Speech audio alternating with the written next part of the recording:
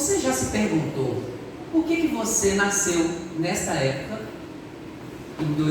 nessa época do século XX ao século XXI? Por que Deus será que planejou a sua vida para essa época? Será que você já se perguntou se você tivesse nascido, por exemplo, nos tempos antigos, nos tempos de Noé, por exemplo?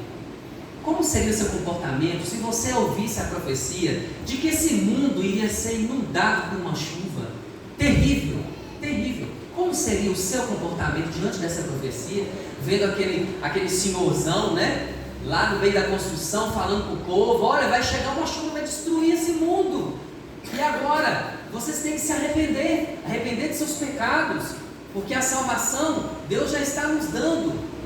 Venha, nos ajude a construir essa arca, porque essa é a única salvação que Deus vai nos dar, porque vai vir um dilúvio, vai destruir tudo. Como seria o nosso comportamento se nós estivéssemos naquela época, irmãos? Será que nós escutaríamos esta profecia?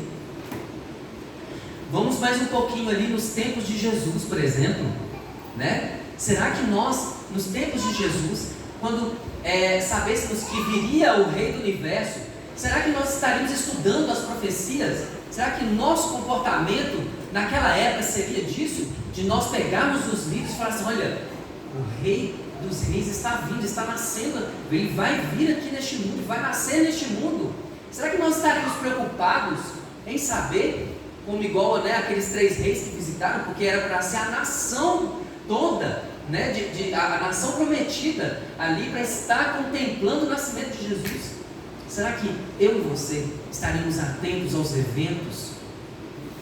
Vamos colocar um pouquinho mais, vamos adiante ali, Ellen White, nos tempos de Ellen White, em 1844, ali onde eles estavam discutindo os eventos que estavam acontecendo naquela época. Será que você, olha aqui, ó, quem está comigo, não desperta, viu, irmãos? Não dorme não, é vigília não pode dormir, tá? Irmãos, nos tempos de Ellen White, será que nós estaríamos também alicerçados na palavra, entendendo as profecias, porque ali estava muito próximo, os eventos estavam acontecendo direto ali, e eles estavam em consagração? Como estaria você, jovem? Como estaria você, irmão, hoje, que às vezes tem 10, 20 anos na igreja? Como seria o nosso comportamento diante da profecia? Profecia, irmãos, é uma bênção. Sabe por quê? Porque Deus, Ele ama tanto o seu povo, que Ele avisa antes, para que você possa se preparar. Amém? Amém. Ele avisa, irmãos, Ele não deixa o seu povo perdido. Agora eu quero fazer uma pergunta aqui. Nós estamos nos tempos aqui de uma doença terrível, que foi o Covid, que está ainda nos nossos dias. Como tem sido a sua fé diante dessa provação? Como que está o seu coração em relação a isso? Você está desesperado? Se você pegou, se você não pegou, se o seu ente querido faleceu, como que está a sua fé com Deus em relação a essa provação que nós estamos tendo nos dias de hoje? Mas as profecias, irmãos, nos faz acreditar que Deus está no comando de todas as coisas. E é nesse momento, irmãos, que essa vigília tem que ser uma coisa marcante para cada um de nós, porque nós vamos falar das profecias, ou seja, dos avisos que Deus coloca para o seu povo para se preparar. Você tem que se preparar? As pessoas dos tempos bíblicos, quem ouviu a voz do Senhor, ele se preparou diante da profecia e aquela pessoa foi feliz. As pessoas foram felizes. E hoje nós vamos falar, como alguns pregadores já falaram. Eu estou sem o controle, os meninos do som. Meninos do som, eu estou sem o controle eu vou precisar de abaixo com vocês, tá bom? É até bom que vocês prestem atenção também, porque eu vou falar de um jovem da idade de vocês, tá ok? Na época que ele teve uma situação em que Deus colocou ele uma prova, ele mais ou menos tinha uns 17 a 20 anos, por aí. Nós vamos para o capítulo Daniel 2, nós vamos estudar agora a profecia que está escrita em Daniel 2. Acho que essa história é muito conhecida, né? Quando fala de profecia, Daniel 2 é como se fosse assim, o início de tudo, né? E nós vamos agora reprisar um pouquinho o que aconteceu com Daniel. Eu quero principalmente a atenção dos jovens agora, porque nós estamos falando de um jovem.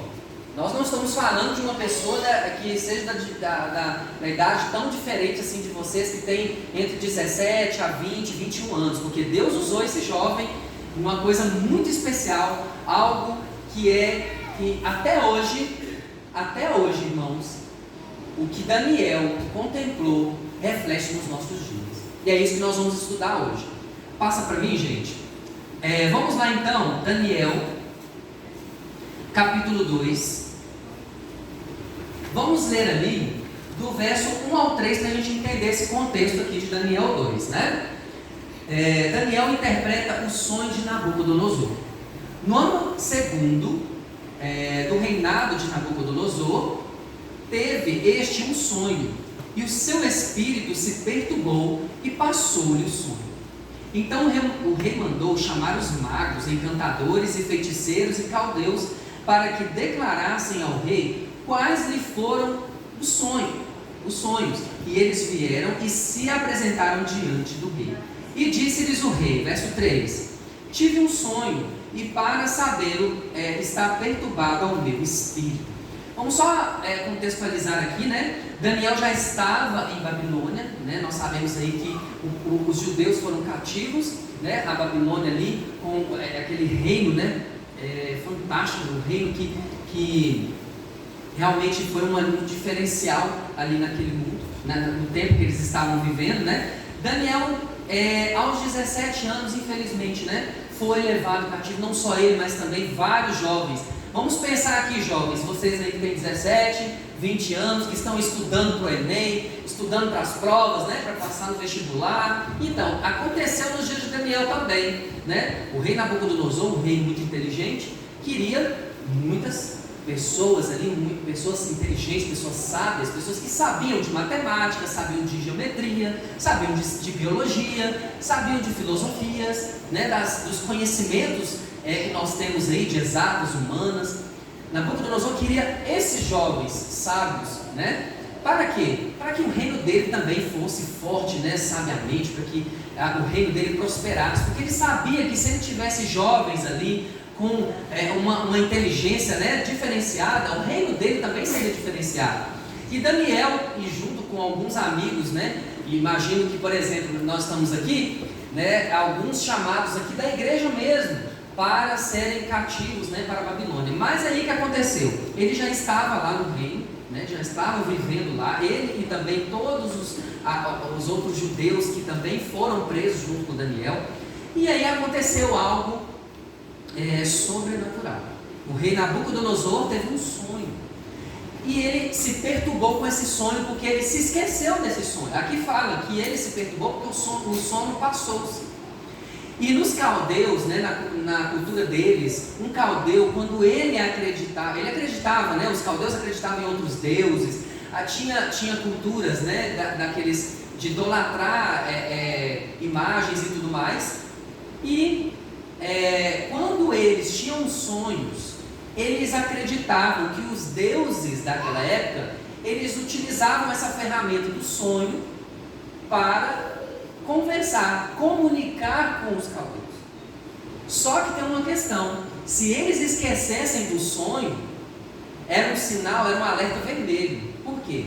Porque eles acreditavam que os deuses, quando faziam isso, né, de fazer esquecer daquele sonho, é porque o Deus deles estava com raiva e estava fazendo uma ira diante daquela pessoa, daquele caldeu.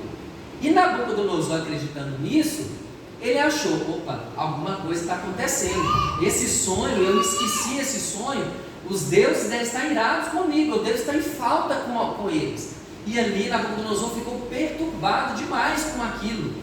E ele chamou o quê? Os magos. Vamos continuar? Pode passar, pessoal, aí no slide.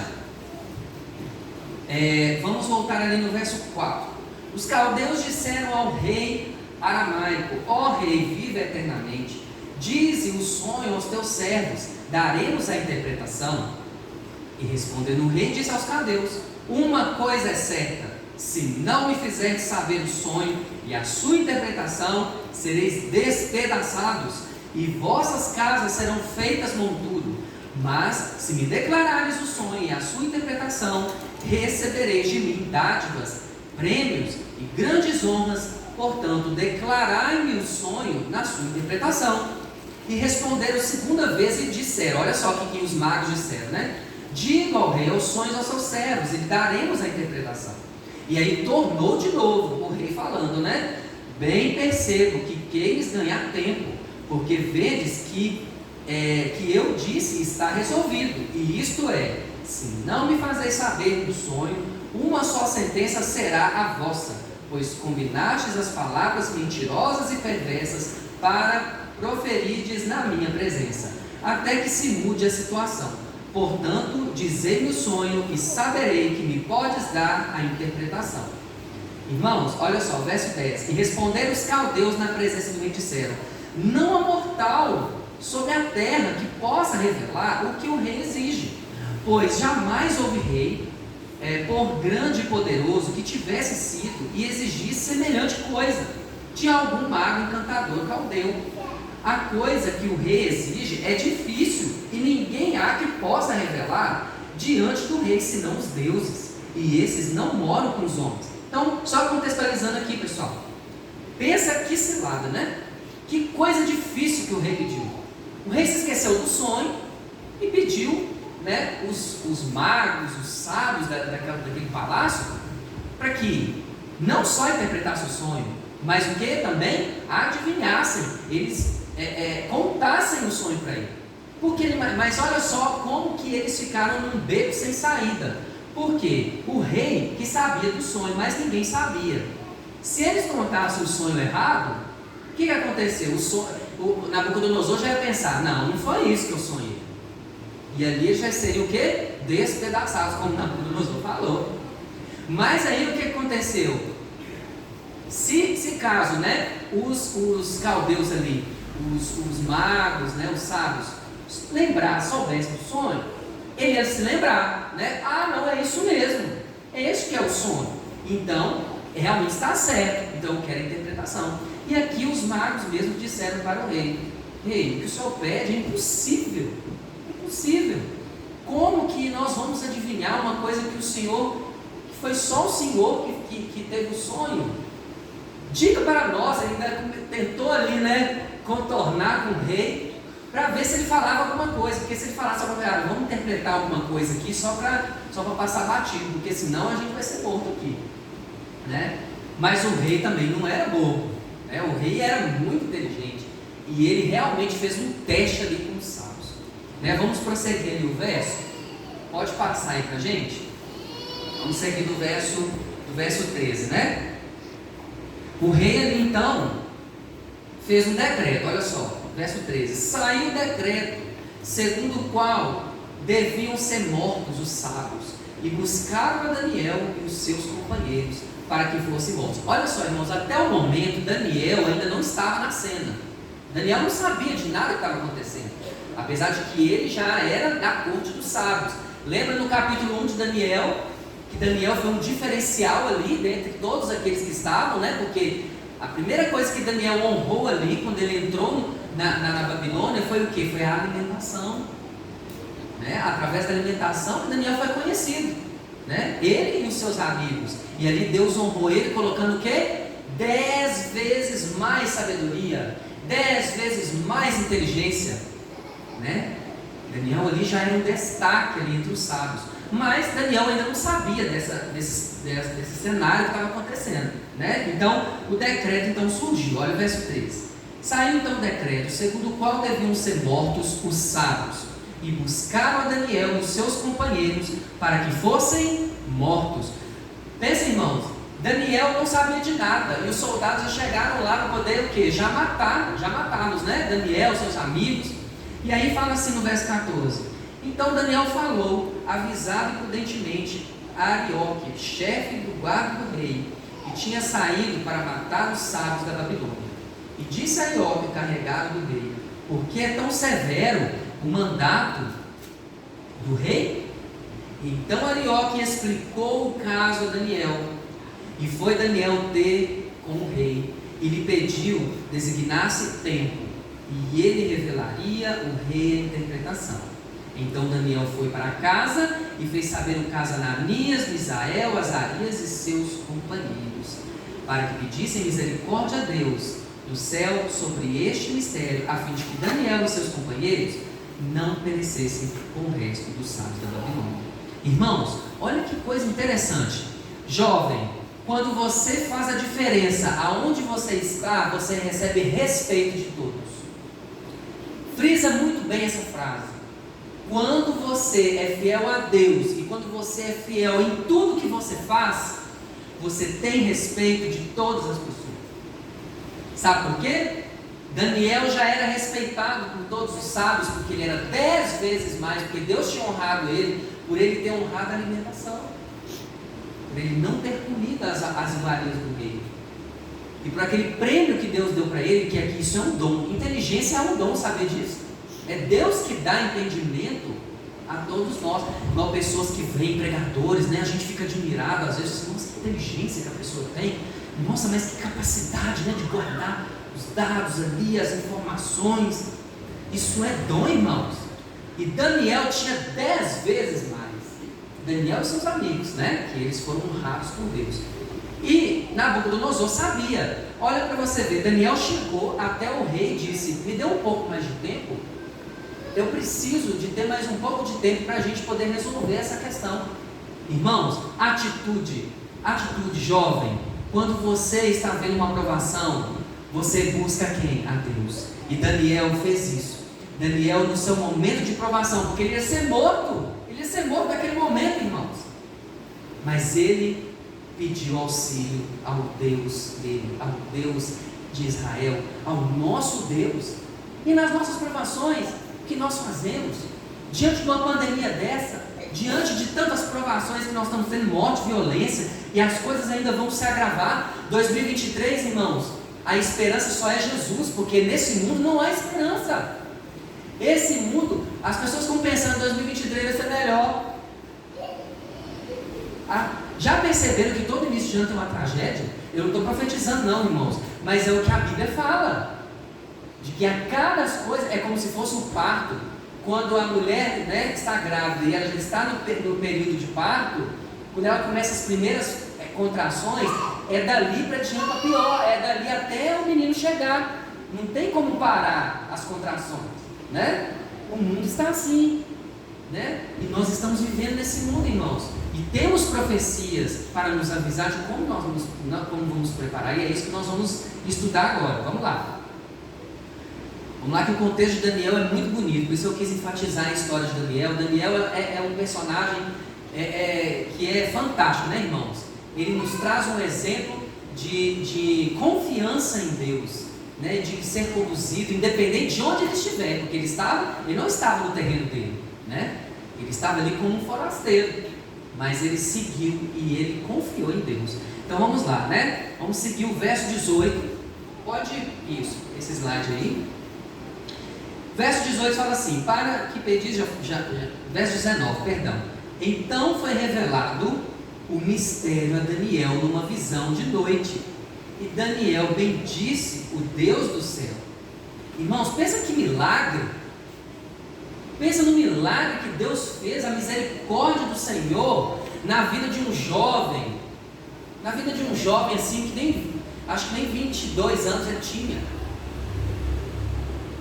Pensa, jovem, hoje, Deus ter misericórdia de você, né, e te revelar algo impressionante. Deus pode usar, as profecias falam, né, as crianças, os jovens, o que? Em Joel 2 o que fala? Que os jovens e os velhos teriam o que? Sonhos e visões, né?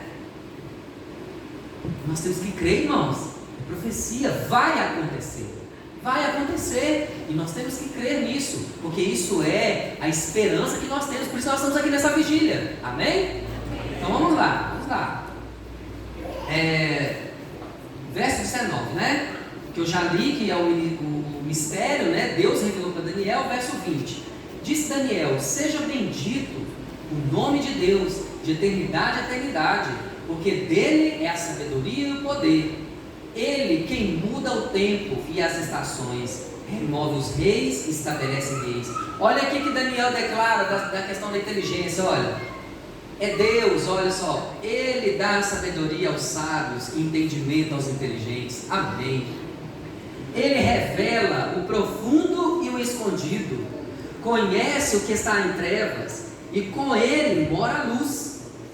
A Ti, ó Deus, de meus pais, eu rendo graças e Te louvo. Daniel louvando a Deus naquele momento que Deus deu para ele, né, a revelação. Daniel tinha certeza, irmão. Daniel tinha certeza que não era a revelação de outra pessoa, a não ser o próprio Deus. Isso também revela a comunhão que esse jovem tinha com o Senhor Jesus. Revela a comunhão que ele tinha, porque ele pediu isso de Deus. E Deus revelou para ele, né? Olha só o que fala o verso 24. Por isso, Daniel foi ter com Arioque. Isso mesmo, vamos estar junto aqui, irmãos, não perde não. Ao qual o rei tinha constituído para exterminar os sábios da Babilônia. E entrou e lhe disse: não mate os sábios da Babilônia. Olha a autoridade de Daniel a falar isso, né, irmãos? Olha, introduze-me na presença do rei e revelarei ao rei a interpretação. Irmãos, é uma coisa divina o que Daniel estava ali. Ele falou assim: olha, não mate mais, eu tenho a resposta. E ali no verso 25 fala assim: então Arioque depressa introduziu Daniel na presença do rei e lhe disse: achei-o dentre os filhos dos cativos de Judá, o qual revelará ao rei a interpretação. E respondeu Daniel e disse Daniel, cujo nome era Beltesazar: podes tu saber o que vi no sonho e a sua interpretação? Ou seja, o rei Nabucodonosor perguntando, né? Você sabe, Daniel, o que eu sonhei? E aí respondeu Daniel: olha, o mistério que o rei exige, nem encantadores, nem magos, nem astrólogos o podem revelar ao rei. Olha agora o verso 18, jovem, eu quero chamar a atenção aqui, olha o que Daniel falou. Mas há um Deus no céu, o qual revela os mistérios, pois fez saber ao rei Nabucodonosor o que há de ser nos últimos dias. O teu sonho e as visões da tua cabeça não estavas no teu leito, quando estavas no teu leito são estas. Eu quero parar aqui por enquanto. Irmãos, olha o que Daniel diz. Daniel engrandece o nome de Deus ali naquele lugar que nem o nome de Deus era citado outros deuses, era outra cultura. Era como se nós estivéssemos em outro país, onde ali não existia o cristianismo. E ali Daniel engrandece o nome do Senhor, falando que é o Deus do universo, é o Deus Senhor dos senhores, que revela os sonhos, que faz as coisas, que criou todas as coisas. Daniel engrandece o nome de Deus aqui. E será nós jovens estamos engrandecendo o nome do Senhor aonde nós estamos, né? Eu estou frisando muito jovens aqui, porque Daniel é jovem, foi jovem aqui nessa fase, né? E jovem até os 100 anos, amém? Amém, né? Isso aí. Irmãos, ele engrandeceu o nome de Deus. Quando nós estamos engrandecendo o nome do Senhor, às vezes nós temos conquistas em nossas vidas, né? Conseguimos ali bênçãos, né? Igual, por exemplo, o testemunho da irmã, que bênção, né? Deus livrando a minha mãe dela. Irmãos, é motivo para agradecer mesmo, engrandecer a esse Deus, porque não é milagre de ser humano, né? E Daniel ali engrandeceu. Verso 29, verso 30. Esse é o próximo slide, isso aí. Os meninos estão atentos, amém, isso aí. A mim me foi revelado este mistério, não porque haja em mim mais sabedoria do que em todos os viventes, mas para que a interpretação fizeste saber ao rei, para que entendes as cogitações da sua mente. Vocês viram aqui o gesto de humildade de Daniel? Aqui ele diz: não é para me engrandecer. Nós temos que entender essa questão também, irmãos. O cristão, ele tem essa essência da humildade. Ele tem essa essência da humildade. Nós estamos aqui, irmãos, nós somos falhos. Todos nós, irmãos, necessitamos da graça do Senhor Jesus. Não há diploma, nada nessa vida que nos faça ser mais ou menos do que os outros. E Daniel aqui, que Deus engrandeceu ele de uma tal forma, mas ele teve esse gesto de humildade e falou, né? Ali, olha, a mim não me foi revelado, porque não há em mim sabedoria, né? Engrandecendo mais uma vez a Deus. Vamos lá, verso 31, vamos acompanhar, porque o capítulo é muito bonito. Vamos lá, verso 31. Tu, ó rei, estavas vendo, e eis aqui uma grande estátua, e esta era imensa, extraordinária, em esplendor. Estava em pé diante de ti, e a sua aparência era terrível. A estátua tinha uma aparência terrível. A cabeça era de ouro fino, o peito e os braços de prata, e o ventre e os quadris de bronze, e as pernas de ferro, e os pés, e a parte de ferro, e a parte em parte de barro. Verso 34. Quando estavas olhando, uma pedra foi cortada sem auxílio de mãos, e feriu a estátua nos pés de ferro e de barro esmiuçou. Então foi juntamente esmiuçado o ferro, o barro, o bronze, a prata e o ouro, e os quais se fizeram como a palha, e das eiras do estio dos ventos levou, e deles não se viram mais vestígios. Olha que interessante agora, mas a pedra que feriu a estátua se tornou em grande montanha, e se encheu o que? Uma parte da terra? Toda a terra. E este sonho e também a sua interpretação tiremos, ó rei. Tu, ó rei, rei dos reis, a quem o Senhor do céu conferiu o reino, o poder e a força e a glória, a cujas mãos foram entregues aos filhos dos homens. E aqui ele vai vir falando um pouquinho mais, né? Vamos um pouquinho mais adiante ali, olha, no verso 39. Depois de ti, aqui já vai vir a interpretação. Mas irmãos, que interessante, né? Daniel falou com muita certeza que era realmente essa estátua. E realmente era um sonho terrível, né? Porque uma estátua espantosa. Depois ele viu que uma estátua tinha algumas coisas interessantes ali que ele não sabia o que era, né? Uma cabeça de ouro, os peitos e braços de prata, né? Colocando ali metais e elementos da natureza, e veio uma pedra e destruiu essa estátua. Alguma coisa, alguma mensagem tem disso, né? E ali, Daniel ali começou a falar a interpretação. Olha só, verso 38, 37. Tu, ó rei, rei dos reis, a quem o Deus do céu conferiu o reino, o poder e a força e a glória, e cujas mãos foram entregues aos filhos dos homens, onde quer que eles habitem, os animais do campo e as aves do céu, para dominar sobre eles, tu és a cabeça de ouro. Ali Daniel já estava interpretando que o reino de Babilônia era a cabeça da estátua. E depois de ti se levantará outro reino inferior ao teu, né? E ali nós sabemos, eu coloquei aqui um desenho para poder ilustrar um pouco o que também aconteceu historicamente falando, né, irmãos?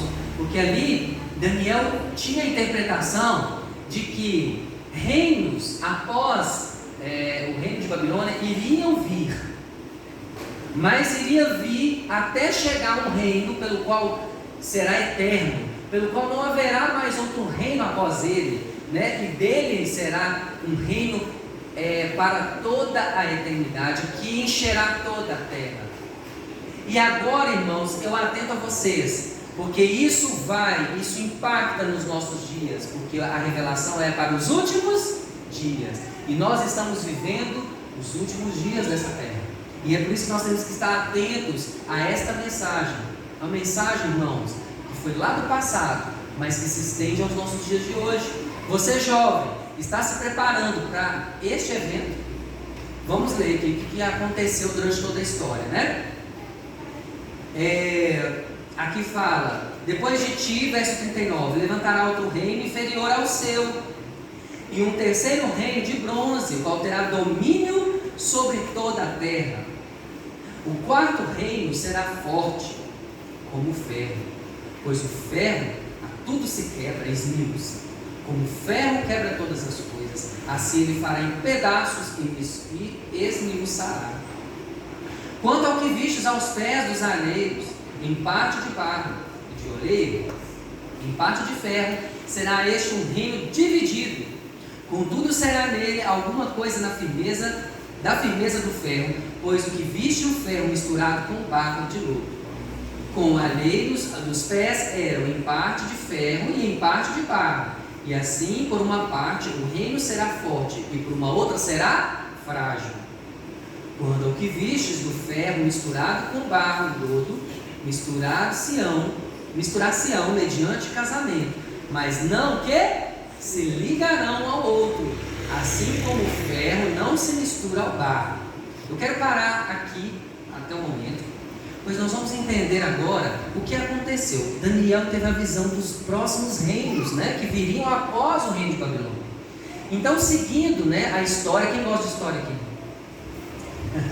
Tem alguns historiadores aqui, né? Irmãos, falar com você que eu tive uma falha nos meus estudos na questão de história. Eu estudo história por conta da igreja, mas eu não tive história no ensino médio, pra você ter uma ideia, né? Mas a gente também tem que correr atrás, né, do tempo e tem que ter esse conhecimento, porque isso envolve as questões bíblicas. A história da humanidade comprova, só faz a comprovação do que a Bíblia já revelou para nós. Amém? Olha só o que fala lá. Então nós tivemos o reino de Babilônia, que foi no ano 605 a 539. Então esse foi o reino de Babilônia, né? Onde ele reinou, e não houve mais reino mais poderoso do que Nabucodonosor, né? E os reinos também que vieram, os outros reis que vieram. Então, no ano 539 a 331 veio o reino da Medo. Todo mundo, essa parte todo mundo sabe, né? Então eu quero dar um couro aqui falando. Então o próximo reino foi a Medo-Pérsia, é isso mesmo, né? Então ali nos tempos de Ciro ali, eles ali libertaram os judeus, e eles tiveram ali, começaram a inicializar o reino deles, né? E ali foi até o ano 331 a.C. E depois, irmãos, veio Alexandre o Grande, conquistador, né? Destemido, corajoso, né? Veio com uma força pelo qual até hoje é lembrada. Quem estudou Alexandre o Grande aqui?